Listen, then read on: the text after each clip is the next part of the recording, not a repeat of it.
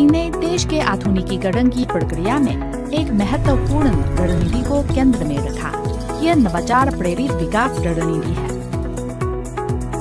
नवाचार ये शब्द सभी लोग जानते हैं, लेकिन चीन ने इसे और गहराई से समझा है।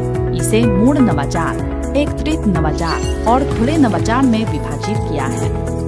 आज मैं शिनशिन के लॉजिस्टिक यात्रा के उदाहरण के माध्यम से चीन द्वारा प्रस्तावित नवाचार प्रेरित विकास रणनीति की विशेषता को स्पष्ट करना चाहती हूँ। चीन में ऑनलाइन खरीदारी जीवन का एक सामान्य हिस्सा बन गई है। शिनशिन ने 5G नेटवर्क और बेइडो उपग्रह के एकीकरण के साथ कुशल परिवहन और स्टिक डिलीवरी हासिल की है। ये मूल नवाचार के प्रतिनिधि है। मूल नवाचार का अर्थ है 0 से 1 की पारगमन। यह पारंपरिक तकनीक को बदलने, नए क्षेत्रों की खोज करने तथा महत्वपूर्ण तकनीकी और सामाजिक परिवर्तन लाने का कार्य करता है। मूल नवाचार एक देश की स्वायत्त नवाचार क्षमता को दर्शाता है, क्योंकि सिर्फ अनुसरण और नकल करना कोई रास्ता नहीं है। चीन की सुधार नीतियों में सरकार मूल नवाचार को हर प्रकार से प्रोत्साहित करती है।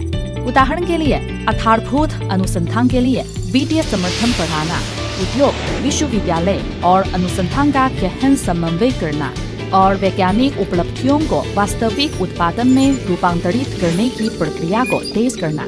इन नीतियों के तहत चीन ने मूल सिद्धांत अनुसंधान और वैज्ञानिक आविष्कारों के क्षेत्र में अनेक नवाचार हासिल किए हैं। अब हम लॉजिस्टिक्स पर लौटते हैं। शिनशिन या तो चीन के स्वामित्व वाले ज्ञान संपत्ति के तहत हाई स्पीड रेल पर यात्रा करता है, या नवीन ऊर्जा लॉजिस्टिक्स वाहन में बैठकर स्मार्ट वेयर हाउस पर पहुंचता है, या फिर ड्रोन द्वारा पर्वतीय क्षेत्रों में भेजा जाता है। ये सभी दृश्य एकीकृत नवाचार के अनुप्रयोग हैं। एकीकृत नवाचार का मतलब है विशेष तकनीकों और प्रणाली एकीकरण के जरिए महत्वपूर्ण तकनीकी और महत्वपूर्ण क्षेत्रों में बड़ा परिवर्तन करना। इस प्रकार एक और एक दो से बड़ा है की स्थिति उत्पन्न करना। चीन की सुधार नीति ने शिक्षा, प्रतिभा और नवाचार को राष्ट्रीय रणनीति के स्तर तक बढ़ाया है, जिससे इन तीनों का सामंजस्य स्थापित किया गया है और एकीकृत नवाचार की क्षमता को प्रणालीबद्ध तरीके से बढ़ाया जा रहा है। अब आइए शिनशिन को देखते हैं।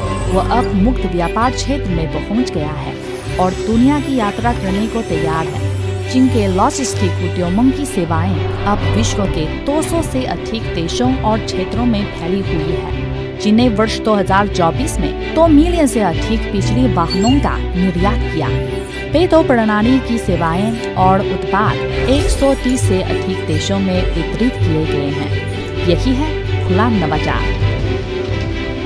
वैश्विक आर्थिक और प्रौद्योगिकी की निकटता में कोई भी देश अकेले अपनी शक्ति पर सभी नवाचार चुनौतियों का समाधान नहीं कर सकता। इसलिए चीन की सुधार नीति इस बात पर जोर देती है कि वैज्ञानिक और तकनीकी नवाचार में वैश्विक दृष्टि होनी चाहिए, खुलेपन की अवधारणा का पालन करना चाहिए और दुनिया को संसाधनों का उपलब्धियों को साझा करने की अनुमति देनी चाहिए। शिनशिन की यात्रा अभी भी जारी है। नवाचार प्रेरित विकास रणनीति के नेतृत्व में मूल नवाचार, एकीकृत नवाचार और खुला नवाचार चीनी शैली का आधुनिकीकरण की प्रक्रिया में एक दूसरे का समर्थन करेंगे और एक बेहतर भविष्य का निर्माण करेंगे।